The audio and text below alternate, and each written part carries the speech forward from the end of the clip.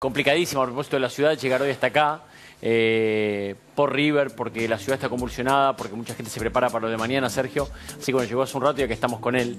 Es una ciudad difícil, Buenos Aires, ¿no? Sí, creció mucho en los últimos 15 años y no se acompañó ese crecimiento en transporte. Y después solucionamos algunas cosas con Metrobús, eso es cierto, pero la verdad... Agilizó muchísimo. Agilizó, pero las grandes ciudades resuelven con subte. Entonces, si has viajado... Sí, claro. El 90% del transporte... Yo donde voy en otro lugar del mundo, siempre subte. Sí, ¿no? subte. Viste que además no sabés si es tren o subte, todo va por abajo. Sí. Y en las grandes ciudades, la mayoría va por subte y por arriba va lo mínimo. En la ciudad de Buenos Aires el 90% va por arriba. 7 millones de viajes se hacen en colectivo por día. 7 millones. 1 millón en taxis, 1 millón en tren, 1 millón en auto, 1 millón y pico. Y 1 millón en subte. ¿Estás redondeando? Sí, y 1 millón en subte nada más. O sea, ¿hay la misma cantidad de viajes en subte que en auto? Sí. ¿Y en taxi? Y en taxi, sí. Nunca hubiera imaginado que se viajaba en la misma subte que en taxi, nunca lo hubiera imaginado. Es tremendo. ¿Por qué? ¿Y por qué la gente opta por arriba y no por abajo? Porque la red es muy chica, la red es de 50 kilómetros. El ritmo que tiene, lo que decíamos recién, el ritmo que tiene el subterráneo de la Ciudad de Buenos Aires es de a pocos kilómetros, 3, 4 kilómetros cada 4 años. Es imposible. Es el mismo ritmo que tiene. ¿Cuál es su ritmo lógico de crecimiento o de expansión? Y nosotros tendríamos que tener los próximos 50 kilómetros en menos de 10 años. Para poder mover la ciudad de otra manera. Para reducir esta proporción, ¿no? De la que estamos hablando. Cuando reduzcas esta proporción, bueno, entonces sí, en las grandes ciudades vos preferís ir en subte. De hecho, uno prefiere ir en subte. Pero a veces ya no podés. Por encima del taxi, por encima de cualquier comodidad, hasta el propio auto, ¿no? Siempre, es mucho más práctico, más rápido, pero saturó, no querés entrar. La gente que tiene claustrofobia no quiere entrar. El precio no quiere entrar. Bueno, entonces el subte expulsa por ahora. Y además faltan líneas. Hay líneas, por ejemplo, que están decididas por ley, pero no se han hecho en todos estos años. No solo este gobierno. No se aceleró al ritmo del crecimiento económico de la ciudad, entonces no llegaste a hacer los 50 kilómetros. Por ejemplo, la línea que debería ir por Córdoba, Estado de Israel, hasta Villa del Parque, es la línea G. Imagínate si tuviese esa línea, lo que se transporta, lo que deja de transportarse en auto y en otros transportes, digamos, terrestres por arriba y pasarían por abajo. Y a todo esto que describís encima le agregamos que por arriba muchas veces nos encontramos con piquetes, con cortes, ¿no? Ahora, sí. La ley de piquetes, digo. Y mirá, hice esta propuesta que la asumió el bloque de UNEN, que es el espacio en el que pertenezco, que es en realidad una ley de ordenamiento, no es el lío que se armó en Nación, que es la de regular la protesta, que algunos creen que es criminalizar, ahí hay un debate. ¿Cómo es tu ley, Sergio? No, es 2 carriles libres en avenida, 1 carril libre en calles. ¿Cómo es en el mundo, no? Claro, te ordenás sobre un costado. Las protestas en el mundo se llevan adelante, pero no, se comunican, no como acá, ¿no? Sí, sí. Que son autoritarias, de un minuto para el otro, corto la calle, se terminó. O sea, es que se comunican en el mundo y dicen, bueno, hágala, usted puede usar este carril para su protesta. Tal cual. Existe la obligación de comunicar acá, pero nadie lo hace. No, muchos no lo hacen. Ha habido incluso fallos condenando a hacer trabajo comunitario, pero como vos decís, tu ley, tu propuesta, ¿cómo es? Muchos no lo hacen. Es dejar 2 carriles libres, dejar 1 carril libre, que pase prioritariamente el transporte público y todo lo que es de emergencia siempre, porque es lo que libera más viajes, que además permite que protestes, como vos decís, que la gente se entere en vez de enojarse. Se entera de la protesta. Claro. Vos estás en colectivo, venís de Villa del Parque, vamos a el mismo recorrido de la línea G, tomás el 146, después agarró Díaz Vélez, después agarró Corrientes. El viaje lleva 40 minutos con lo que esperaste. Corrientes y Callao hubo un corte de 5 graciosos que querían lo que quieras, legítimamente decir lo que fuere, y ese corte le agregó media hora más, porque tiene que tomar por Viamonte. Bueno, entonces, al que complicas al trabajador, ese trabajador que va arriba del colectivo detesta al que protestó. Si puede pasar, lo mira y se entera de qué se trata la protesta. En una época en la cual protestar hay que protegerlo también. O sea que la ley básicamente es que se puedan llevar adelante las propuestas o las protestas sin cortar definitivamente ningún acceso. Y ordena mucho. Es diferente la ciudad que la Panamericana, ojo. Lógico. Ahora, ¿Pero qué querés decir con esa aclaración? Primero que la ciudad la regula la legislatura de la ciudad, por eso la propuesta... lo que se discute en Nación en la ciudad no sirve. Sirve este tipo de normativas que apruebes en la legislatura. Pero, ¿qué pasa? En Panamericana, mejor dicho, en rutas en el interior, donde hay un solo carril, lo central en las protestas cuando vos cortás es si hay o no hay alternativa para el que viaja. Este es central.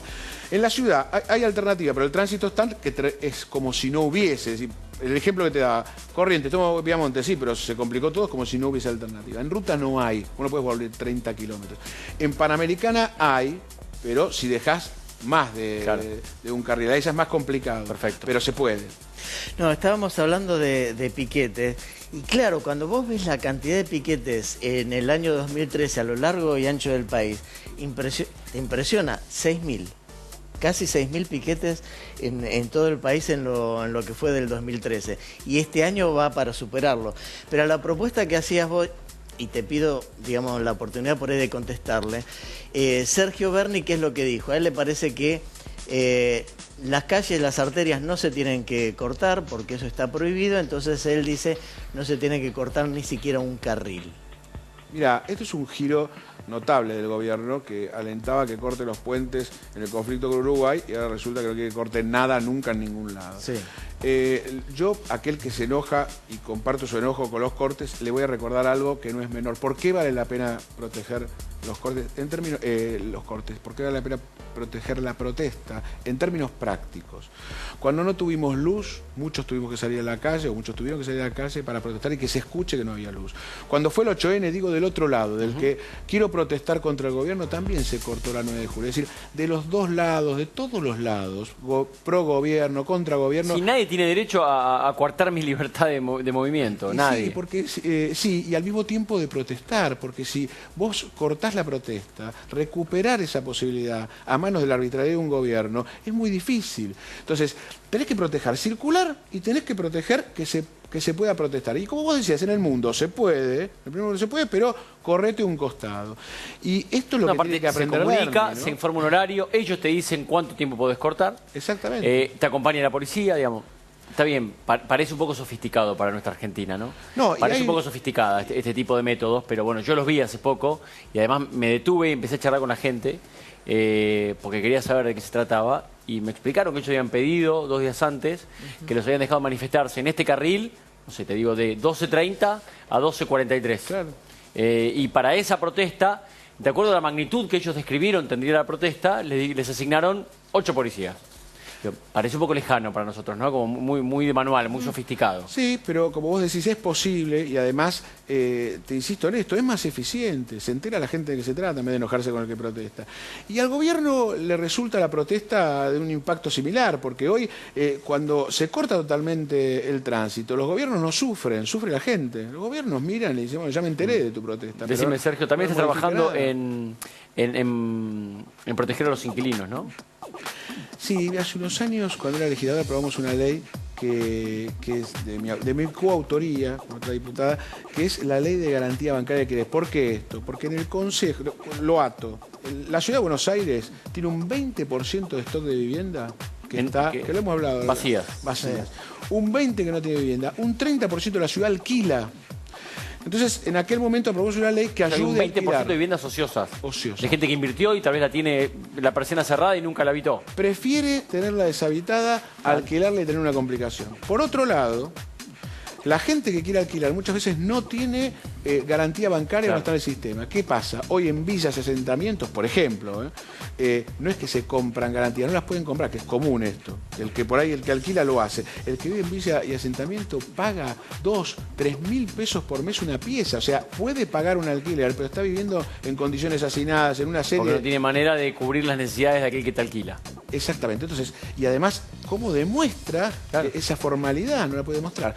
La ley de garantía bancaria de alquileres hace que el Banco Ciudad, que existen productos privados, no es una innovación, existen, pero son más caros, ¿no? Lo tenían otros bancos, no quiero decirlo, pero hay.